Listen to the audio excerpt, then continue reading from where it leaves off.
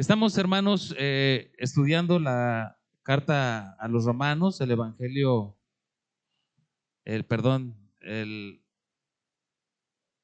la epístola a los romanos, que es la columna vertebral del evangelio, y estamos aprendiendo a vivir el evangelio.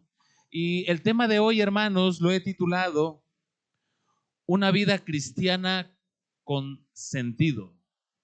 No con sentido de consentir, sino con, sentido, que tiene sentido.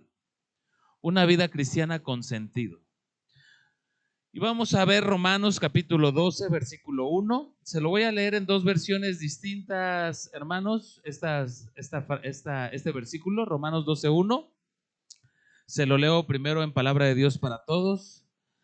Romanos 12, 1 dice así la palabra de Dios: por eso, hermanos, les ruego que entreguen toda su vida como sacrificio vivo a Dios, quien nos ha mostrado compasión. Esa ofrenda, que es su vida, debe estar dedicada solamente a Dios para poder agradarle. Esta clase de adoración es la que realmente tiene sentido. Otra versión, la Biblia al día, dice: por esto, amados hermanos, les ruego que se entreguen de cuerpo entero a Dios como sacrificio vivo y santo. Este es el único sacrificio que Él puede aceptar, teniendo en cuenta lo que Él ha hecho por nosotros. ¿Será demasiado pedir? Dice esta versión. ¿Será demasiado pedir? Ya me voy a regresar.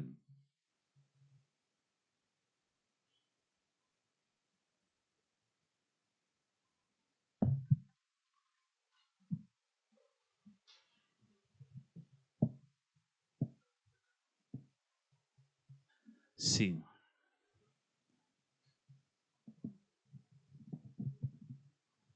Espérame tantito, hermanos, porque se me cayó mi agua y se derramó aquí.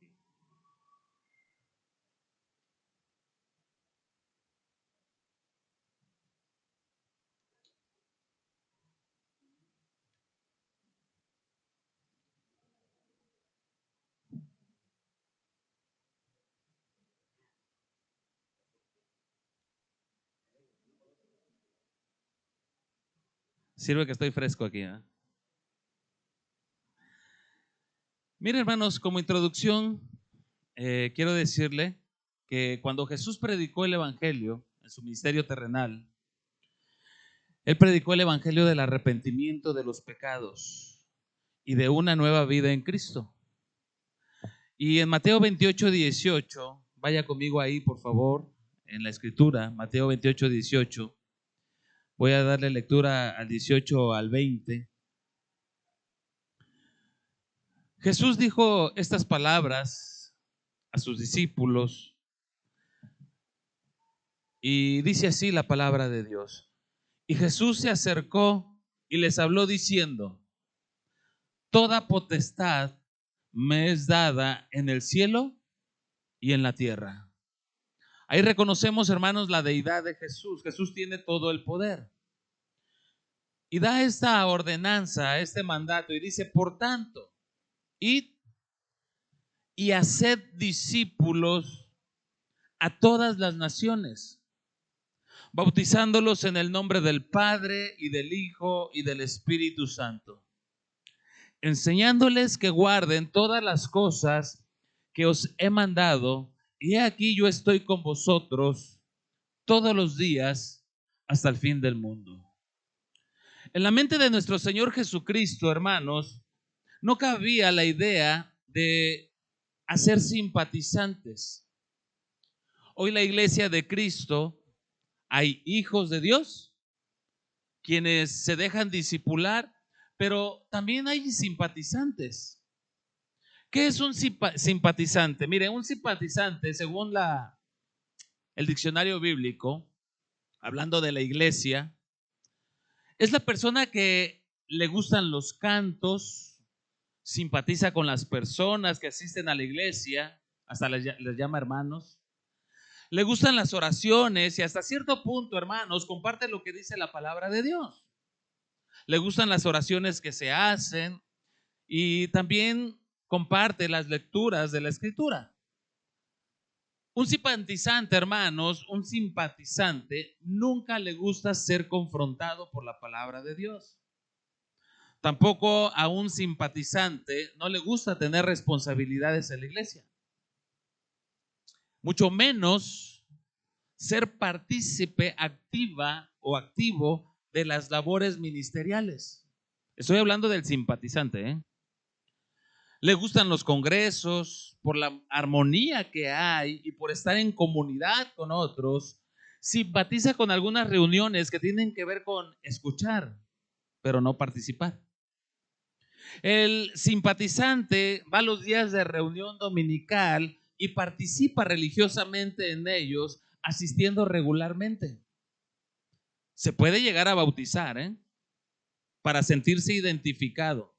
Y porque simpatiza con la idea de sentirse aceptado, pero cuando se trata de compromiso, no puede. Ese es un simpatizante. Ahora, Jesús dijo en Mateo 28, 18 y 19, dice, por tanto, id y haced ¿qué? Simpatizantes. No, ¿verdad? Dijo discípulos. Pero, ¿qué es un discípulo? Mira, hermanos, discípulo se refiere principalmente a un seguidor dedicado a su maestro. Ser un discípulo en los tiempos bíblicos, literalmente, significaba seguir al maestro a donde quiera que fuera e imitar su manera de comportarse y también de vivir, para poder asemejarse a él lo más posible. Según el diccionario Webster, define a un cristiano como una persona que profesa creer en Jesús como el Cristo. O también en la religión, según el diccionario, que es basada en la enseñanza de Jesús.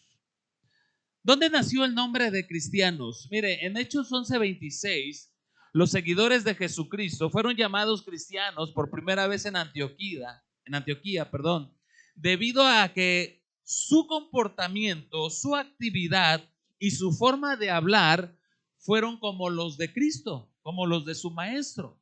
En Hechos 11:26 dice, y se congregaron allí todo un año con la iglesia y enseñaron a mucha gente, y a los discípulos se les llamó cristianos por primera vez en Antioquía. Esto que le digo, hermanos, no se lo digo para evidenciar a nadie, ni tampoco para que se ofenda. Esto que Dios me dio para que lo expusiera el día de hoy, y se lo tengo que decir, es para que meditemos en nuestra vida, si nuestra vida en Jesucristo, en la fe en Jesucristo, ha tenido algún sentido o ha sido una vida cristiana sin sentido. Algunos que no aceptan el evangelio piensan que están perdiendo el tiempo al seguir a Cristo, que la vida es gozarse, es vivirla de una manera desenfrenada, es estar en los antros, es estar en la playa divirtiéndose. Eso de seguir a Cristo es perder el tiempo, no es para ellos.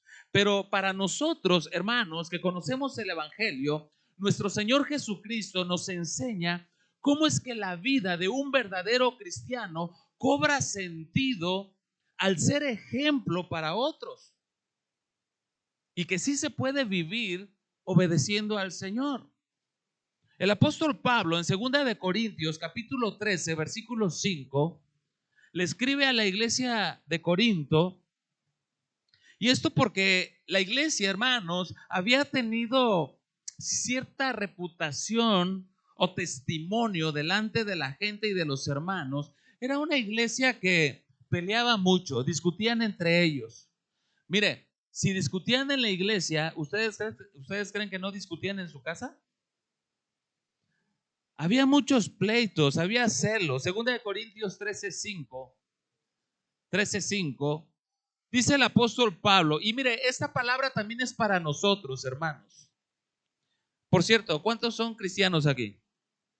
Amén. Esta palabra es para nosotros.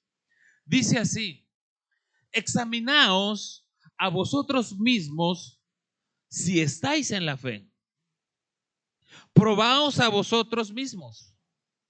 ¿O no os conocéis a vosotros mismos que Jesucristo está en vosotros, a menos que estéis reprobados? Y esto es porque, hermanos, desde que Jesucristo estuvo aquí en la tierra, había discípulos, pero también había simpatizantes. No todos eran discípulos de Jesús. Ahorita lo vamos a estudiar. Pero quiero decirle que en la mente de Jesús jamás se le ocurrió formar un grupo de simpatizantes. Él no quería una iglesia de simpatizantes. Él no quería o no quiere tener simpatizantes en su iglesia, hermanos. Lo que Jesús en su mente pretendía era formar discípulos de Cristo. Y esto, hermanos, debido a que a través del tiempo la enseñanza de su palabra, desafortunadamente se lo digo, se ha mimetizado y no se ha tomado la seriedad que conlleva la palabra de Dios. Mire, hay un evento que sucedió ahí en Lucas capítulo 9, versículo 57. Dice que Jesús estaba rodeado por miles de seguidores. No sé si se acuerda ahí en la alimentación de los 5,000. Dicen algunos comentaristas, Lucas 9:57, dicen algunos comentaristas que aproximadamente triplicaba o cuadriplicaba el número de seguidores que menciona el evangelista o el evangelio según Lucas, que decían que eran 5,000. Eran más o menos entre 15,000 a 20,000 personas los que estaban reunidos en ese lugar escuchando a Jesucristo. Había mucha gente que lo comenzó a seguir, pero Jesús tenía bien en claro que no todos podían pagar el precio. Y Lucas 9:57 lo narra de esta manera. Dice, yendo ellos, uno le dijo en el camino, Señor, te seguiré a donde quiera que vayas. Wow. Es una persona intrépida, ¿verdad? Señor, te seguiré a donde quiera que vayas. Y mire, es muy interesante cómo el médico Lucas dice uno de ellos. En el Evangelio de Mateo, no lo busque, yo se lo leo. En Mateo 8:18, Mateo relata y dice, viéndose Jesús rodeado de mucha gente, mandó pasar al otro lado, dice, y vino un escriba. Aquí Mateo habla de quién era esa persona. Lucas menciona que era una persona común y corriente, pero aquí Mateo habla y dice, vino un escriba y le dijo, maestro, te seguiré a donde quiera que vayas. Es muy interesante, hermanos, porque mire, los escribas tenían pleno conocimiento de la palabra de Dios, de la ley de Dios. Ellos se dedicaban a ser copistas. Copiaban las escrituras sin ningún error ortográfico. Eran tan minuciosos en su trabajo que si había un solo error, tenían que desechar, ¿verdad?, esa página de la ley o esa página de la palabra de Dios de una manera ritualista. Hacían un ritual para deshacerse de ello. Pero este hombre, escriba, vino a Jesús y le dijo, maestro, quiero formar parte de tus discípulos. Quiero ser parte del grupo cercano a ti. Quiero estar contigo. Pero fíjese que Jesús conoce los corazones. Y si usted es muy observador o es observador, ahí en el título de la Biblia, ¿tiene un título su Biblia ahí? En lo que estamos leyendo aquí en el libro de Lucas. ¿Qué título tiene? Lucas 9:57, hay un título por ahí. ¿Lo que cuesta?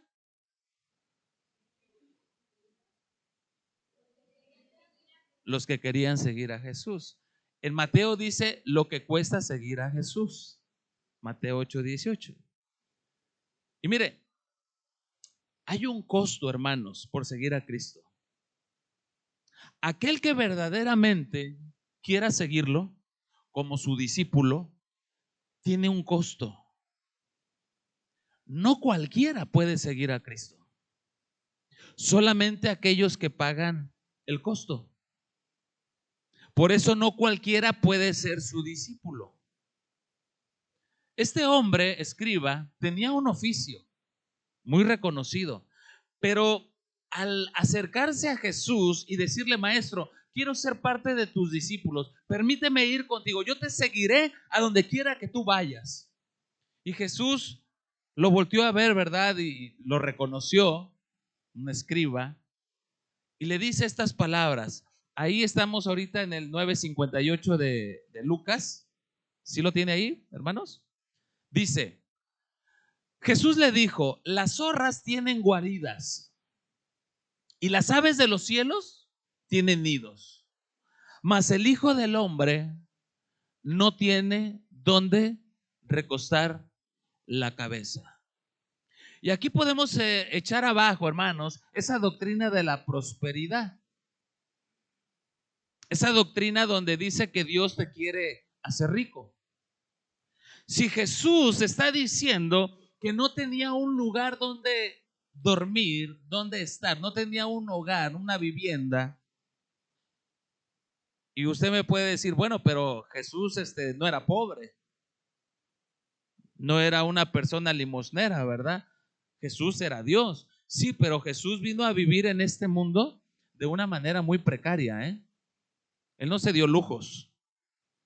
Y aquí nos está enseñando, hermanos, que Jesús le está diciendo a este hombre: si quieres seguirme, yo no tengo nada que ofrecerte, materialmente. Yo no tengo una casa. Jesús está haciendo alusión, hermanos, a que él no contaba con un techo, no contaba con una casa que ofrecerle. Y esto lo decía porque, mire, su ministerio, el ministerio de Jesús, constaba de ir de un lado a otro, y era imposible quedarse a residir en un solo lugar. Lo que nos recuerda que nosotros también, hermanos, no debemos aferrarnos a esta casa temporal. Todos tenemos una casa, amén. No se aferre a su casa, porque esta casa se va a quedar. Y usted no es de esta tierra. En primera de Pedro capítulo 2 versículo 11 dice: amados, yo os ruego como a extranjeros y peregrinos que os abstengáis de los deseos carnales que batallan contra el alma. ¿Qué somos, hermanos? Somos extranjeros y peregrinos en esta tierra. Estamos de paso.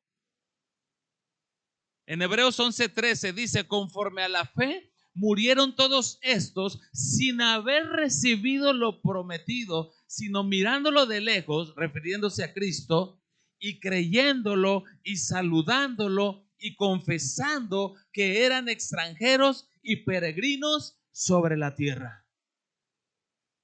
Un discípulo de Jesús, hermanos, un discípulo de Jesús no se aferra a un lugar temporal. Su mirada está en los cielos. Su morada, hermanos, es celestial. Un discípulo de Jesús tiene bien en claro que nosotros, hermanos, estamos de paso en esta tierra. Un verdadero discípulo de Jesús tampoco busca reconocimiento, como tal vez este hombre escriba lo estaba buscando en Jesús, ¿verdad? Ni busca recibir algo a cambio por seguir a Cristo. Y dice Lucas 9:59, proseguimos. Y dijo a otro, mire, ya es la segunda persona. Al primero le dijo: yo no tengo que ofrecerte, ¿verdad? Al segundo le dijo: sígueme. Aquí hay una diferencia. Mientras que el primero se ofreció a seguirlo, él le dijo: Señor, maestro, te seguiré a donde quiera que vayas. Al segundo Jesús fue el que le dijo: sígueme. ¿Y qué le dijo este hombre? Señor, déjame que primero vaya y entierre a mi padre. Y Jesús le dijo: deja que los muertos entierren a sus muertos, y tú ve y anuncia el reino de Dios. Jesús hace una invitación abierta a que todo aquel que quiera seguirlo, hermanos, no ponga en primer lugar otras cosas antes que a Él. Y aunque aquí vemos una gran enseñanza, no está contradiciéndose Jesús.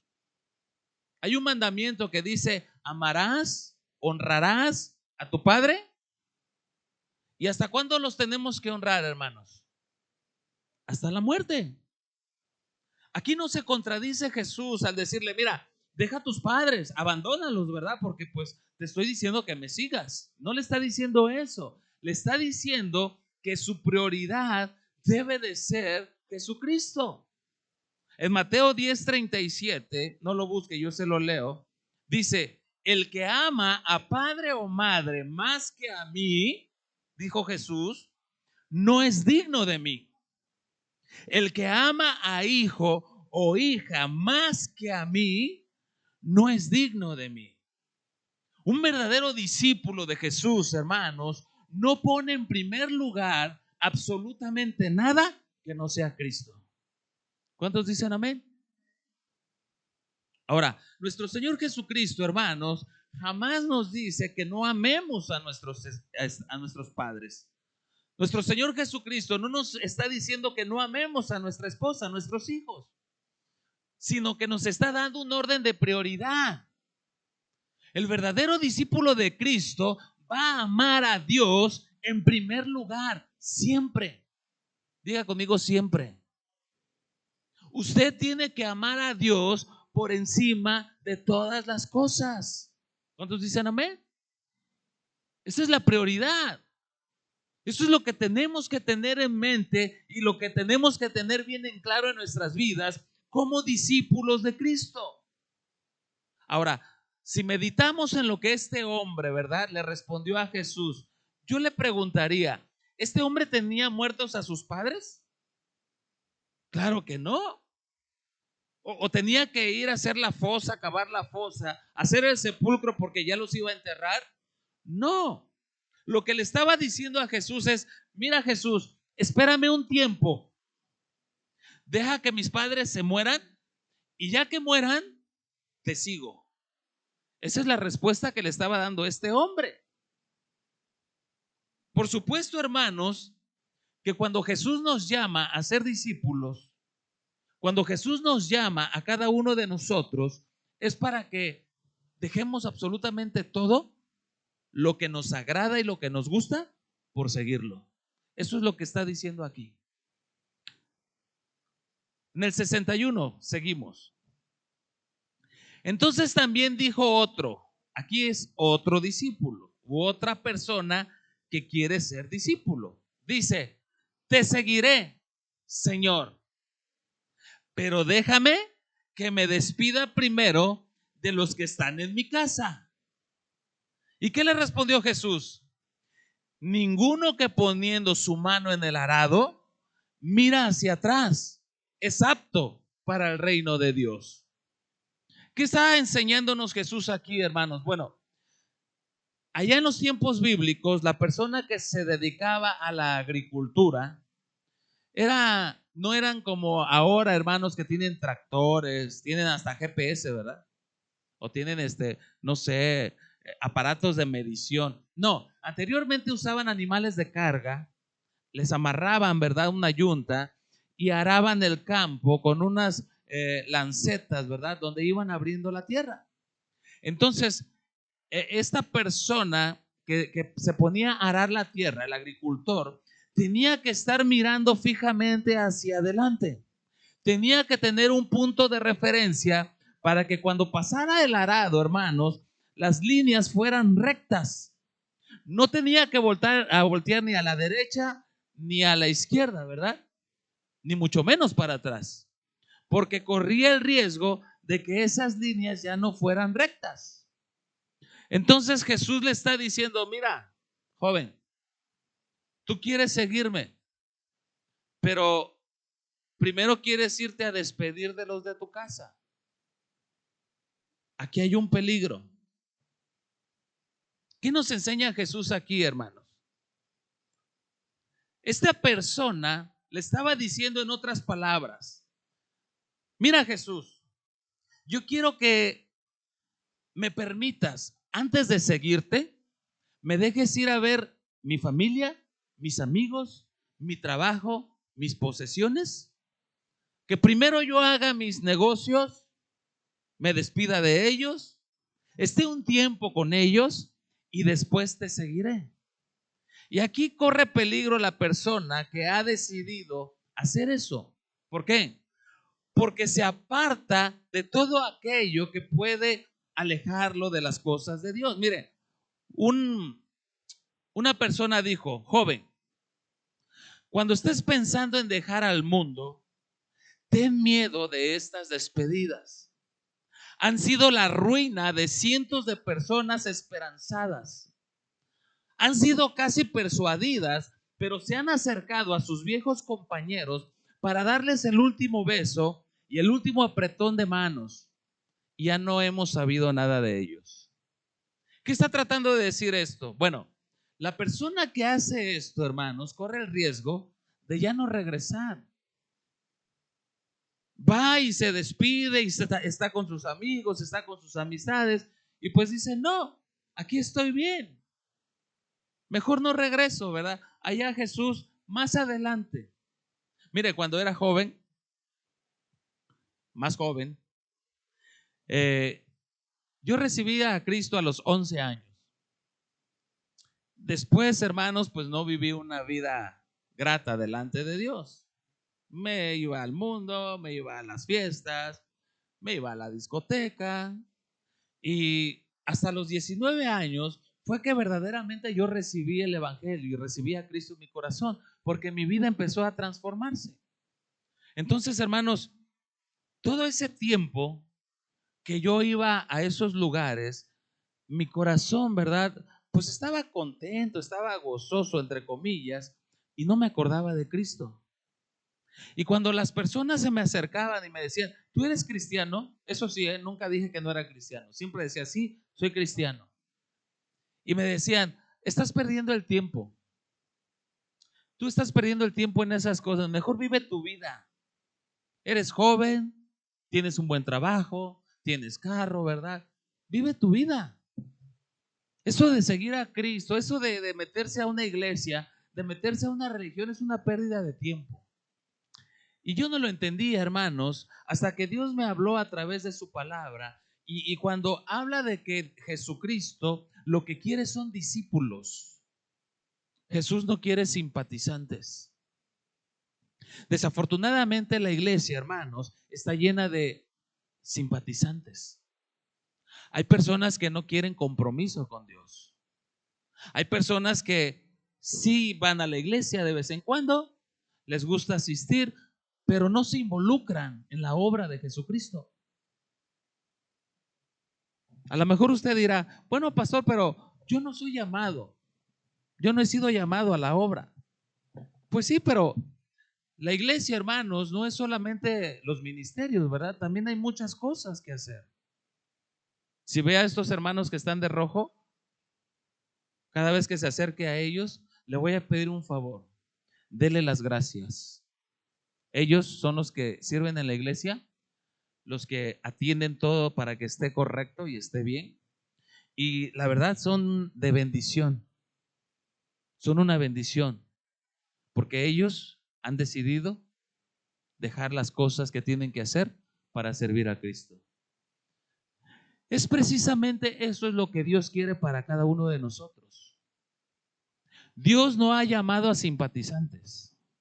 Dios ha llamado a ser discípulos. Y esto que habla en Romanos 12:1, vamos a empezar ahí, hermanos, nuestro estudio. Mire, cuando yo era pequeño, hace más o menos 40 años, mucho utilizábamos la palabra culto. Cuando oía a mi papá decir: vamos al culto, no sé si le tocó una vez oír eso, ¿eh? Vamos al culto, pues el culto, ¿verdad? Y el culto era la reunión, pues, de la iglesia, ya sea entre semana o el domingo, le llamaban el culto. Y la verdad, hermanos, esa palabra también se ha mimetizado con el tiempo. Esa palabra ha adquirido un sentido más como religioso, ¿verdad? Hoy le llamamos ya reunión con los hermanos, al servicio. Vamos al servicio. Vamos a la reunión, a la iglesia, ¿verdad? Pero ya la palabra culto ya no se usa comúnmente. Ahora, esta palabra culto del griego, latreia, esta palabra significa literalmente servir. Es un servicio a Dios. Entonces, cuando tú dices, voy al culto, estás diciéndole a Dios, voy a servirte. ¿Sí me explico, hermanos? Para que sepa cuando use esa palabra. Voy al culto. El culto es servicio a Dios. Voy a servirte, Señor. Voy a un servicio para ti. Y en Romanos 12:1, esto es muy interesante, hermanos, y quise hacer esta introducción porque mire, aquí hay algo que tenemos nosotros que digerir en la palabra de Dios. El apóstol Pablo, la semana pasada estábamos estudiando este versículo, aunque nos faltaba terminar de ver la última parte. Dice así, Romanos 12:1, así que, hermanos, os ruego por las misericordias de Dios que presentéis vuestros cuerpos en sacrificio vivo, santo, agradable a Dios, que es, ¿qué, hermanos? Vuestro culto racional, ¿verdad? El apóstol Pablo se está refiriendo, hermanos, a un servicio que debemos dar nosotros como hijos, como discípulos de Cristo. Es un servicio que le tenemos que dar a Dios. Y muchas veces pensamos que un servicio a Dios es un servicio religioso, ¿no? Así venimos, adoramos a Dios, aplaudimos, alzamos nuestras manos, doy mi ofrenda, escucho la predicación y se terminó el culto. Muchas personas piensan que ese es el servicio. Dios no está hablando de esa clase de servicio. Dios está hablando más bien de que tu vida, tu cuerpo, integralmente lo des en servicio a Dios. Que tú hagas la voluntad de Dios. Que tú hagas lo que Él manda. Ese es un servicio a Dios. No es lo que venimos aquí como iglesia a ofrecer.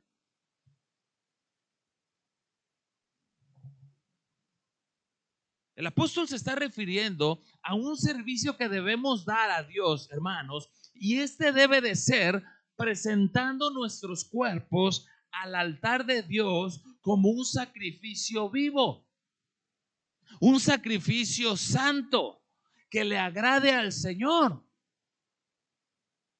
¿Y cómo debo hacerlo, pastor? ¿Cómo debo servirlo? Mire, Mateo 12:29, vaya conmigo ahí. Vamos a resolver este enigma. Cuando se le acercaron a Jesús, uno de los escribas le preguntó, ¿verdad? Maestro, ¿cuál era el más grande o cuál es el más grande mandamiento? ¿Qué le respondió Jesús? Marcos 12:29. Marcos 12:29 y 30. Dije Mateo, ¿verdad? Perdón. Jesús le respondió, el primer mandamiento de todos es, oye Israel, el Señor nuestro Dios, el Señor uno es. Y amarás al Señor tu Dios, ¿con qué, hermanos? Diga todo. Con todo tu corazón, con toda tu alma, con toda tu mente y con todas tus fuerzas. Este es el principal mandamiento. Me llama la atención cómo Jesús nos dice la manera que debemos amar a Dios. Debemos involucrar cada parte integral de nuestro ser, nuestro corazón, nuestra alma, nuestra mente y nuestras fuerzas. Está hablando, hermanos, que todo nuestro cuerpo debe amar al Señor. Ahora, si yo te pregunto, ¿cómo amas al Señor? ¿Cómo lo amas? Ay, pastor, pues viniendo a la iglesia. Bueno, también los simpatizantes vienen. ¿Cómo amas al Señor? ¿Cómo le demuestras que le amas? ¿Cómo es que tu vida puede decirse, hermanos, que estás cumpliendo con este gran mandamiento de Dios. ¿Le amas con todo tu corazón, con toda tu alma, con toda tu mente y con todas tus fuerzas? Esta es la clase de servicio que nosotros tenemos que darle a Dios. Es en amor, pero es integral, con todo nuestro ser. No es solamente con nuestra mente, no es solamente con nuestros labios, no es solamente con nuestras manos, nuestros pies, es todo nuestro ser. Mira, si tú vienes a la iglesia, un ejemplo, estás aquí y resulta que aquí se está predicando la palabra y tu mente está en otro lado, quiere decir que tú ya no amas al Señor completamente, porque tu mente no está aquí, tu mente no está en las cosas de Dios.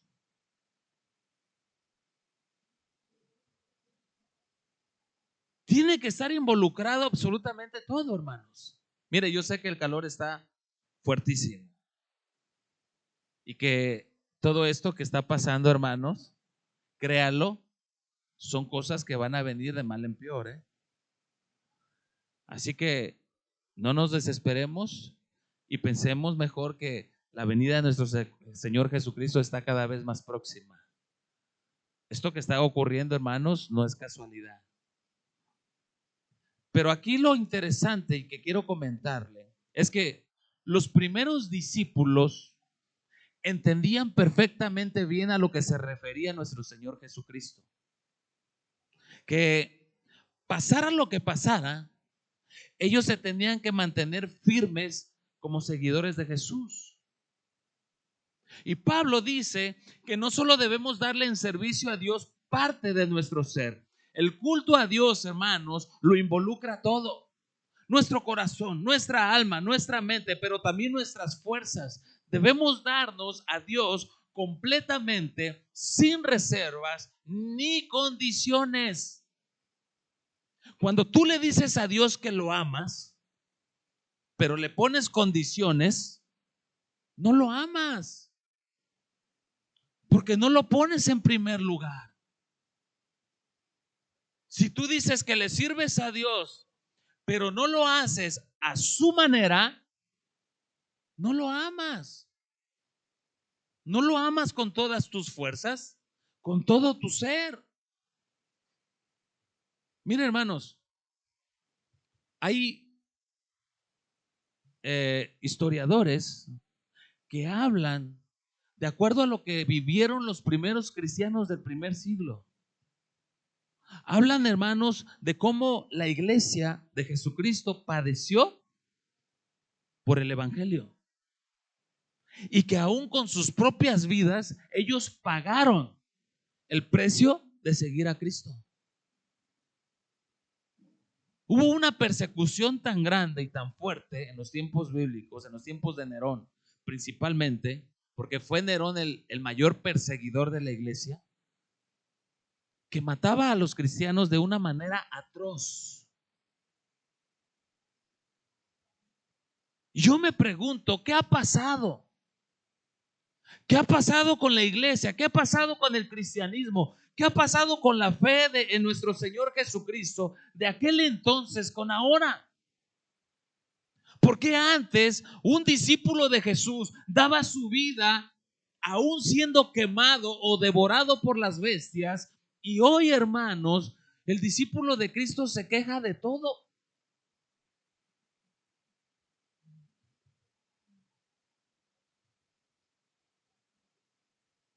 Ellos entendían perfectamente bien, hermanos, a qué habían sido llamados, sabían en quién confiaban, sabían a quién le habían entregado sus vidas. Pero hoy el cristianismo se ha vuelto más bien un negocio. Hoy hay iglesias donde un alma es un porcentaje, es un número y no son almas. Hoy se ve más el negocio de que cuánto diezmas, cuánto ofrendas, que cómo está tu vida espiritual. No le hacen caso tanto a eso. Ah, pastor, fallé, ando con otra mujer. No te preocupes, Dios te perdona. ¿Ya diezmaste? ¿Ya ofrendaste? Mire, se ha dado casos que el que más diezma y más ofrenda, no se le dice absolutamente nada. Se le deja hacer lo que quiere. En la mente de Jesús no cabía eso, hermanos. Jesús dijo: id y haced discípulos, enséñenles que guarden todas las cosas que yo les he mandado. Pero todo eso con el tiempo se ha mimetizado. Hoy las iglesias, hermanos, son números de simpatizantes y no discípulos. Peor aún, hay cristianos que no le encuentran sentido a su vida cristiana. Yo me pregunto, ¿serán cristianos o simpatizantes?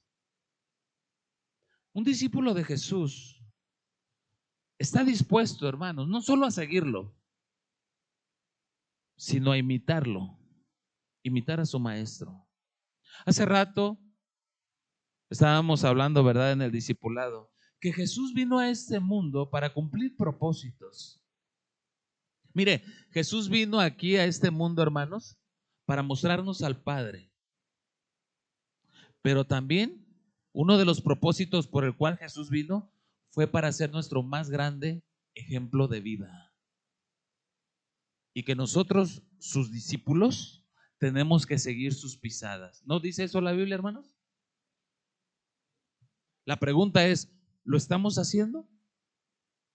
¿Estamos siguiendo sus pisadas? Muchas veces conocimos un cristiano light o un cristianismo light, donde a la gente no se le confronta, no se le habla de su pecado, no se le habla de su conducta, ¿verdad? Porque esas cosas pues no agradan. Se puede enojar y se puede ir.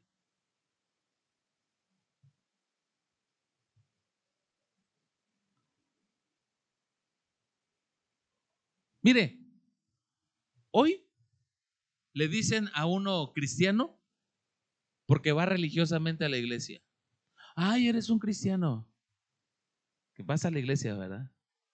Eso no lo hace cristiano. O porque tiene una buena moral, trata bien a su esposa, a sus hijos, aunque no vaya a la iglesia, aunque no ore, aunque no lea la Biblia, pero tiene una buena moral. Le dicen: ah, es un buen cristiano. Eso no te hace cristiano. Eso no te hace un seguidor de Cristo, porque si no, pondríamos el ejemplo de que si tú te metes a una cochera, ¿eres un coche? Si tú te metes a un gallinero, ¿eres una gallina, un pollo, un gallo? Si te metes a una iglesia, ¿eres un cristiano? No. Por eso Jesús hablaba del costo de seguirlo. Por eso Jesús cuando él decía esto, hermanos, lo decía para que la gente que lo seguía supiera que había un costo que se tenía que pagar. Oye, el cristiano, si quiere, va a la iglesia, si no tiene tiempo, o si tiene mucho trabajo, o si tiene cosas que hacer. Mire, yo no estoy en contra de que trabaje, hermanos. Todos trabajamos. Yo trabajo, tengo mi trabajo secular. Y a veces a mí me reportan aquí por teléfono que me tengo que ir a trabajar. A veces estoy predicando y me están hablando. Que me esperen. Yo no dejo a mi Dios por un trabajo. Y si me van a correr, para mí el primer lugar es Dios. No sé usted, pero hasta ahorita, hermanos, no me han corrido. ¿A qué voy, hermanos? A decirle que cuando el apóstol Pablo decía, presenten su cuerpo en sacrificio vivo. Cuando allí en el tabernáculo el sacerdote presentaba un sacrificio a Dios, hermanos, el sacrificio lo tenía que presentar vivo. Un animal muerto no servía. Tenía que ser un sacrificio vivo, un animal vivo. Y tenía que estar en buenas condiciones, sano. Es más, debería de ser un cordero o una oveja color blanca. Ese era el estándar de Dios. Ya lo vimos la semana pasada. Hoy, Dios ya no está aceptando sacrificios de animales.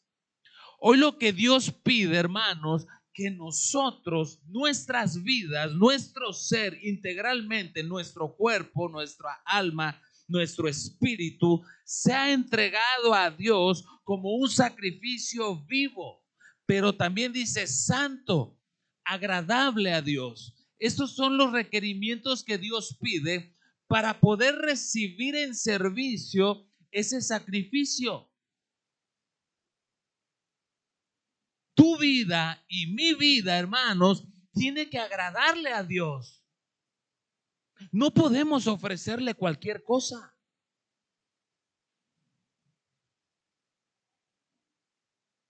Tampoco haciendo buenas obras, ¿verdad? Como mucha gente moral, o hasta los cristianos, quieren hacer obras para tratar de ganar el favor de Dios. En Tito 3:5, el apóstol Pablo le dice a su discípulo Tito, nos salvó no por obras de justicia que nosotros hubiéramos hecho, porque la salvación, hermanos, no es por obras, sino por su misericordia, por el lavamiento de la regeneración y por la renovación en el Espíritu Santo. O sea, las buenas obras son consecuencia de haber recibido a Cristo, de haber obtenido la salvación de nuestras almas, pero no para ganarla. Desafortunadamente, hoy en la iglesia de Cristo hay muchos simpatizantes y no discípulos.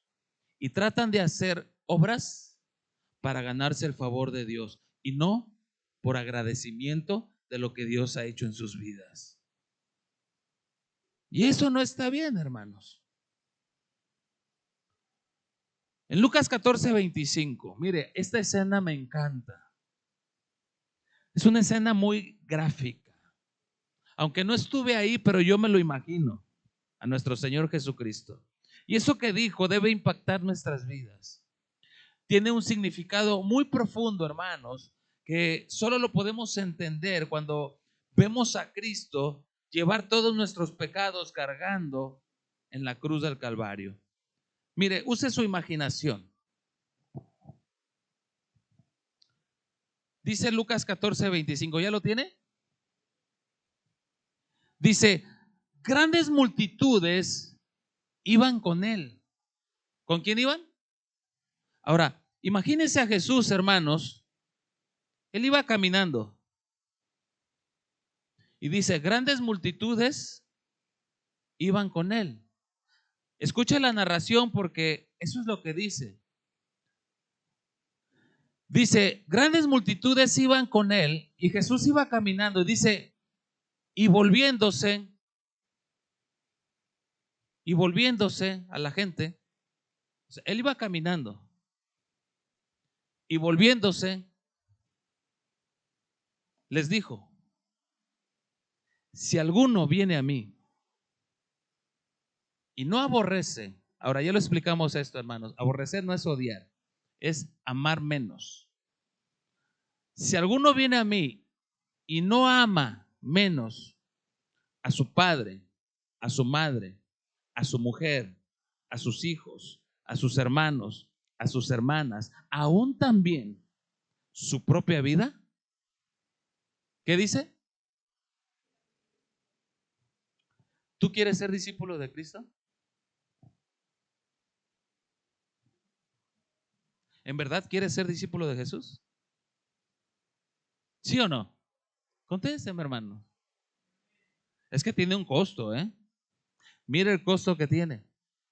Ahora, mire, Jesús no está diciendo que no ames a tus hijos, ¿eh? No lo entiendan, no lo entendamos así, hermanos. Tampoco no está diciendo que no ames a tus padres. No está diciendo eso. Dice, no ame más. No ame más ni a sus padres, ni a su madre, ni a su mujer, ni a sus hijos, ni a sus hermanos, ni a sus hermanas, ni aún también su propia vida. No la ame más. Porque si la ama más, no puede ser mi discípulo. No puede. Aunque quiera, no puede. Esa es una condición que Jesús está poniendo para todo aquel que quiera ser su discípulo. Ahora, en la iglesia de Cristo, ¿qué debe de haber, hermanos? ¿Simpatizantes o discípulos? ¿Usted es un discípulo o discípula de Jesús? ¿Qué tiene que hacer? Esto. Ahora, yo no lo estoy diciendo, hermanos, ¿eh? No diga, bueno, el pastor porque está diciendo que no, es mucho. ¿Cómo que tengo que amar más a Jesús que a mis propios hijos? Pues es lo que dice Jesús. Ahora, entiéndalo de esta manera, hermanos. Si usted pone cualquier cosa, sea una persona, sea algo material, sea el trabajo, sea lo que sea, si usted pone cualquier cosa en su vida, en su corazón, en primer lugar, ¿qué lo vuelve a usted? Antes que a Dios. ¿Qué lo vuelve? Un idólatra. Si usted pone alguna otra cosa más o en primer lugar antes que a Dios, eso lo vuelve un idólatra. Esa es la idolatría. El poner o anteponer cualquier cosa antes que a Dios. ¿Cuál es el primer mandamiento? ¿Amarás a Dios con qué?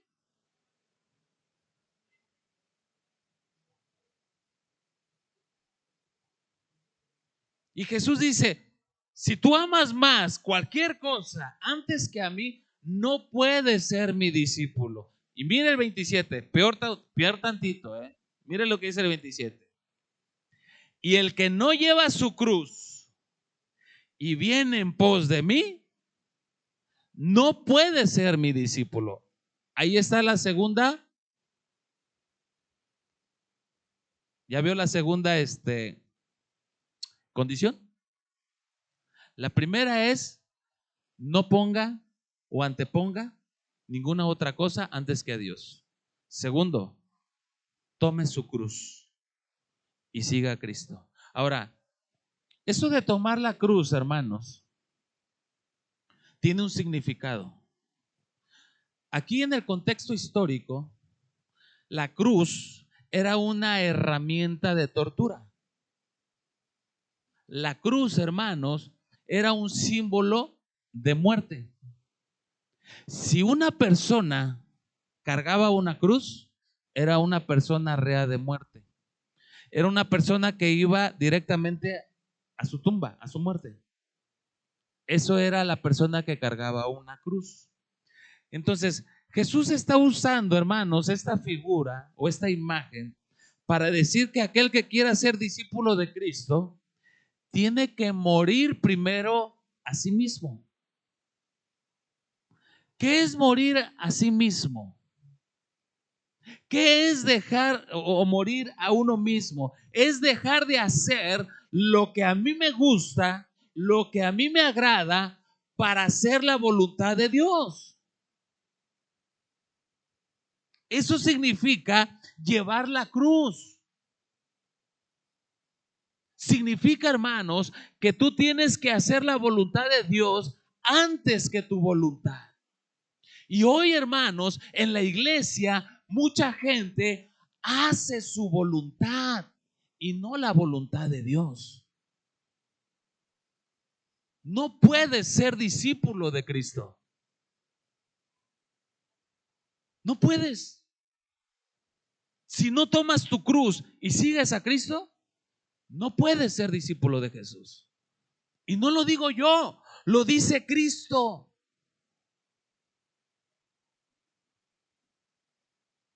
Hoy en las iglesias, hermanos, se enseña más de el amor, de la compasión, de la misericordia, y está bien, pero eso toca las fibras emocionales solamente, no las espirituales.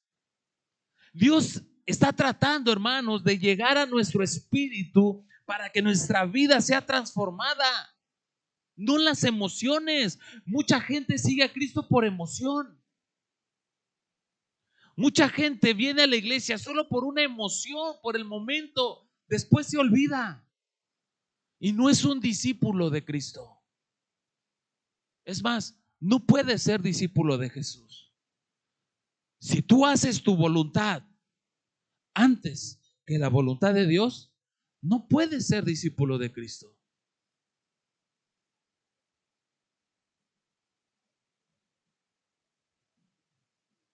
Jesús dijo algo semejante a esto. Cuando Jesús dijo, el que no lleva su cruz y viene en pos de mí, no puede ser mi discípulo. Jesús dijo algo semejante a esto. Miren, caminen por el camino de la muerte diariamente y síganme. El tomar tu cruz no era una ruta. Escúchame bien. El tomar la cruz no es una ruta, es un viaje sin retorno. No hay boleto de regreso. No es un viaje de ida y vuelta. El tomar la cruz es ir directamente a una muerte. Ahora, lo que Jesús está hablando, hermanos, es que tenemos que morir a nuestro yo. Tenemos que morir a lo que a mí me agrada, a lo que a mí me gusta. Y luego Jesús usa esta paradoja en Lucas 16:25. Es una paradoja porque mire lo que dice Jesús. ¿Ya está ahí?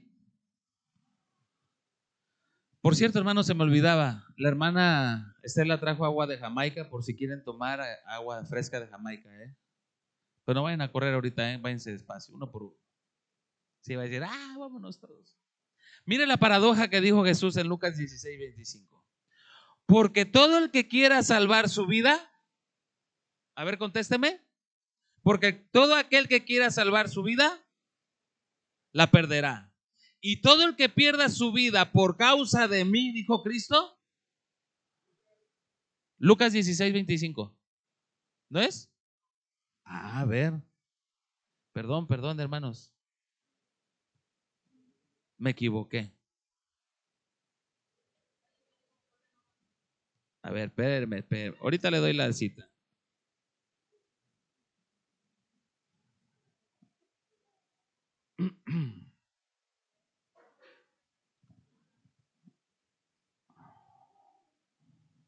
Discúlpenme, hermanos.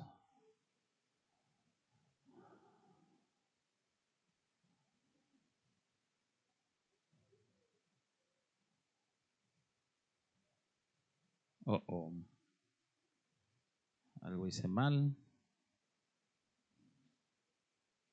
Ok.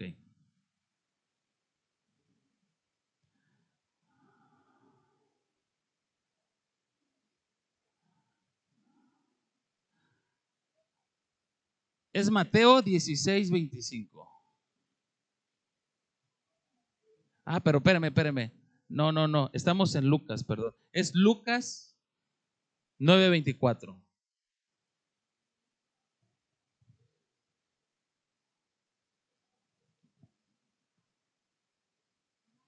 9:24.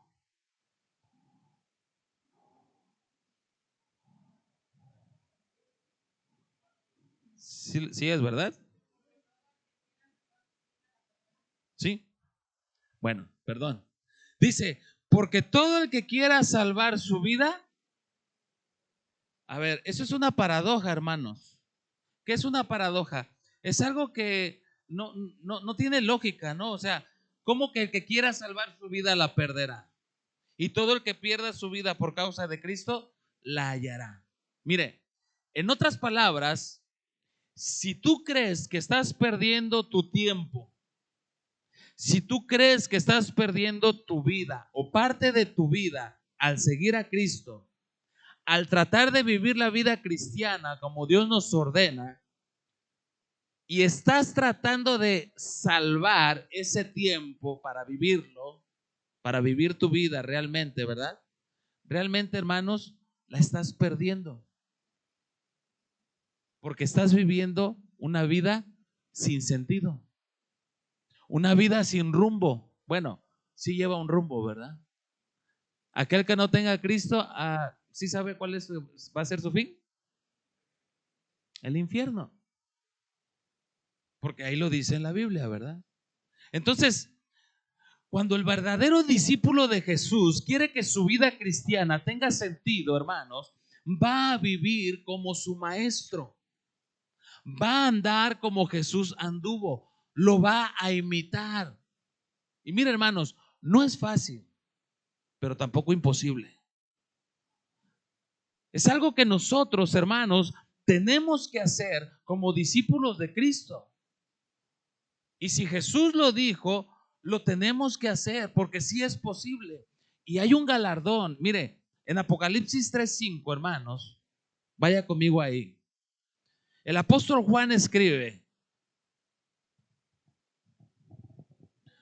Apocalipsis 3:5, a ver si no me equivoqué. Otra vez. Dice, el que venciere será vestido de vestiduras blancas, y no borraré su nombre del libro de la vida, y confesaré su nombre delante de mi Padre y delante de sus ángeles. ¿A quién, hermano? Al que venciere. ¿Así dice su Biblia?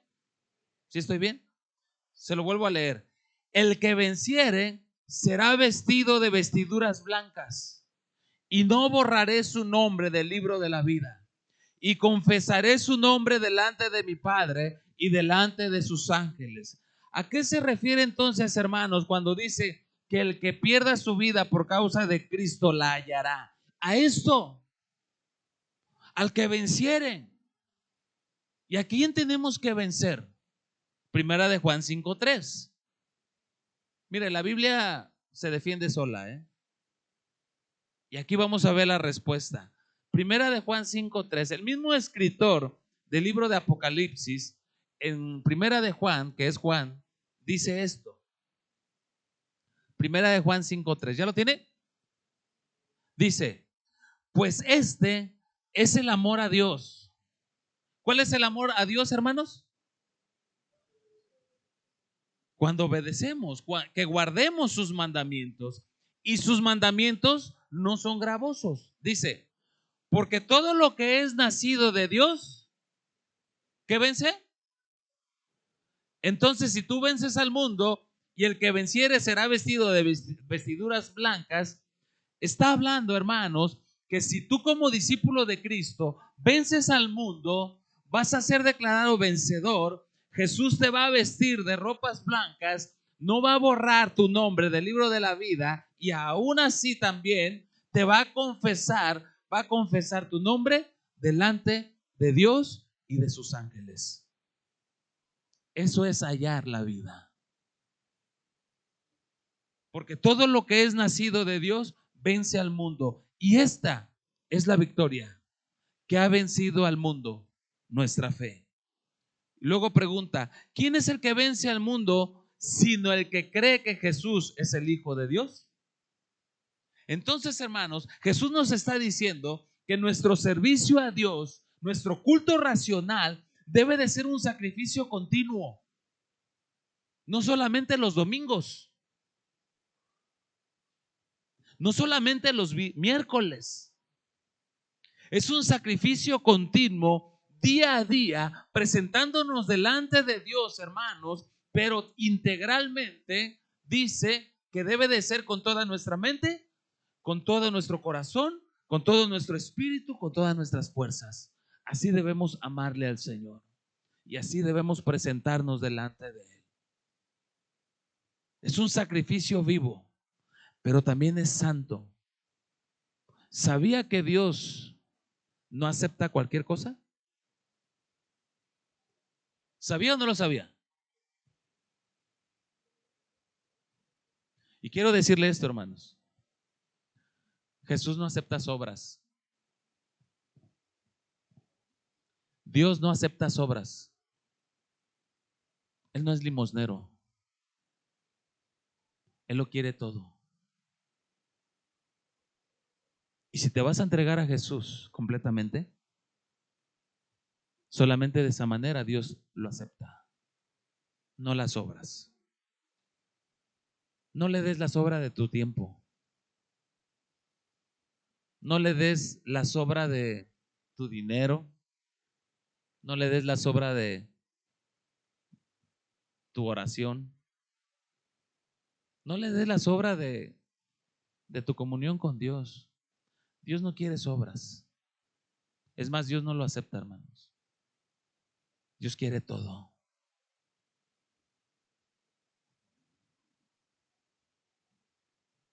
Ser un simpatizante no nos garantiza la vida eterna. Ser un simpatizante, hermanos, no puede recibir las promesas de Dios. El que realmente entregue su vida totalmente, sin reservas ni condiciones, delante de su altar, es un discípulo de Jesús. Es aquel que ama verdaderamente a su Señor, que no pone ninguna clase de excusa para servirlo. No pone excusa para seguirlo. Hoy, hermanos, podemos entender más claramente lo que Pablo dijo, estando preso ahí en Roma, en Gálatas 2:20. Esta carta la hizo desde la cárcel. Pero hermanos, Pablo estaba pasando por tal sufrimiento físico. Él fue azotado. A él lo apedrearon a punto de la muerte. Estuvo en peligro de ladrones, peligro de quedarse ahogado en alta mar. Pero él tenía en claro a quién le estaba sirviendo. El apóstol Pablo, hermanos, fue tal entrega que él dijo estas palabras que hoy, hermanos, en la iglesia hace falta hombres y mujeres que digan lo mismo por su Dios, por su Cristo. Gálatas 2:20, ¿ya lo tiene? Dice, con Cristo estoy juntamente crucificado. Y ya no vivo yo, mas vive Cristo en mí. Lo que ahora vivo en la carne, en mi cuerpo, lo vivo en la fe del Hijo de Dios, el cual me amó y se entregó a sí mismo por mí.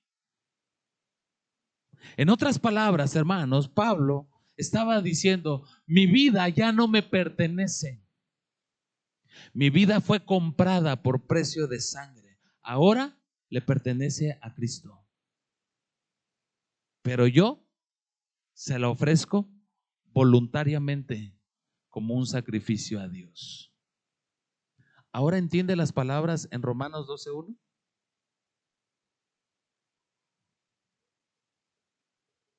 Por eso, hermanos, les ruego que entreguen toda su vida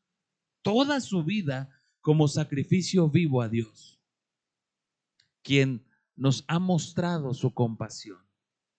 Esa ofrenda que es su vida debe estar dedicada solamente a Dios para poder agradarle. Esa clase de adoración es la que realmente tiene sentido. Tomar nuestra cruz cada día no significa, hermanos, que tenemos que morir, ¿eh? No significa que tenemos que morir de la misma manera que lo hizo Cristo. No significa eso. significa, hermanos, que nuestra vida debe de ser ofrecida totalmente al Señor para su servicio. Si en verdad queremos ofrecer un servicio agradable a Dios, nuestro ser debe de ser entregado completamente, todo nuestro ser, en el altar santo de su presencia. Nuestra vida en Cristo entonces va a tener sentido. Jesús no ha llamado a ser simpatizantes. Es más, yo creo que en este momento, si Jesús viniera, va a encontrar muchos simpatizantes. Y lamentablemente, muchos de ellos le dirán: Señor, ya veniste por mí. Y Jesús le va a decir: no te conozco. A ti no te conozco. Nunca quisiste ser mi discípulo.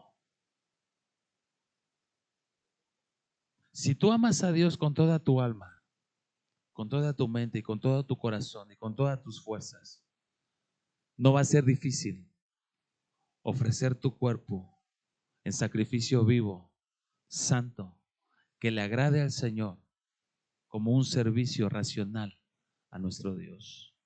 ¿Cuántos dicen amén? Póngase de pie, hermanos.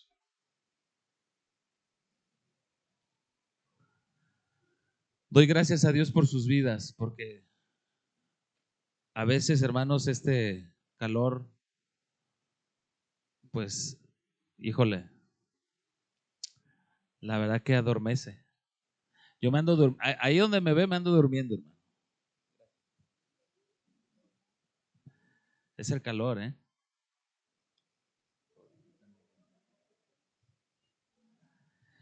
Pero este llamado, hermanos, que hace Jesús, es un llamado que está vigente al día de hoy. Mire, hoy hay mega iglesias de miles. Bueno, yo he escuchado que hay una iglesia en Corea que creo son como 110,000, 120,000 personas las que asisten a esa mega iglesia en Corea. Pero en Estados Unidos hay iglesias de miles, ¿eh? Aquí en México hay iglesias que van miles de personas, multitudes. Pero Jesús hace esta demanda y la seguirá haciendo todos los días. Si alguno viene a mí, pero ama más a su padre, a su madre, a su mujer, a sus hijos, a sus hermanos, a sus hermanas, aún también ama más su propia vida antes que a mí, no puede ser mi discípulo. Y aún si no lleva su cruz y viene en pos de mí, no puede ser mi discípulo. Hoy entendemos, hermanos, que el seguir a Cristo tiene un costo, y un costo muy alto. Pero no lo vea, hermanos, como un desperdicio. No vea de que, ay, híjole, tengo que dejar pues de ver televisión 2 horas y ahora nada más 10 minutos. Ay, es que este trabajo que tengo me quita mucho tiempo. Señor, ¿tengo que cambiar de trabajo? Porque necesitas que esté más tiempo en tu obra haciendo un servicio para ti. Mire, el discípulo de Jesús, hermanos, no se negaba. Él sabía lo que tenía que hacer. Por eso el evangelio llegó a muchos lugares en los tiempos bíblicos. El evangelio invadió todo el mundo antiguo, porque hubo hombres y mujeres comprometidos con Dios, siendo discípulos, esparciendo la preciosa semilla, para que hoy, en este momento, usted y yo tengamos ese beneficio de poder escuchar la palabra de Dios, de poder tener ese mensaje de nuestro Señor. Ese es el beneficio que hoy tenemos. Ellos dieron su vida, literal, literal, hermanos. Muchos fueron aserrados, partidos a la mitad, otros quemados, otros los echaron en aceite hirviendo, otros ahorcados, a otros los hicieron pedazos, a otros los decapitaron, pero todos ellos amaban a Jesús, dieron su vida por el Evangelio. Si viniera Jesús el día de hoy y demandara a sus discípulos que obedeciéramos, ¿en verdad estarías dispuesto? ¿Estarías dispuesto a lo que sea por el Señor? Este es el parámetro de Jesús, hermanos. Esa es la demanda que hace Jesús. Jesús no puede decir, bueno, ya en el siglo XXI, no se preocupen. No, mira, con que vayan los domingos y se estén un ratito ahí, ya son mis discípulos. Esto que está en Lucas lo voy a borrar para que ustedes no se sientan mal. ¿Ustedes creen que Dios va a hacer eso con su palabra? Él sigue demandando lo mismo. Él sigue haciendo la misma demanda, hermanos, a sus discípulos, a los que verdaderamente quieren seguirle. Por eso debemos ofrecer nuestro cuerpo, nuestra vida, en un sacrificio vivo, santo, agradable a Dios, y que debe de ser en servicio, un servicio racional a Dios.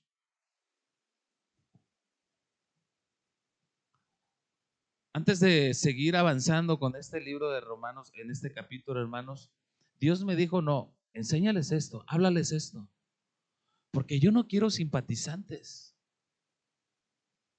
Yo no quiero que en mi iglesia siga habiendo simpatizantes. Mira, y yo le decía, Señor, pero híjole, a mí me gustaría que la iglesia creciera y hubiera más almas.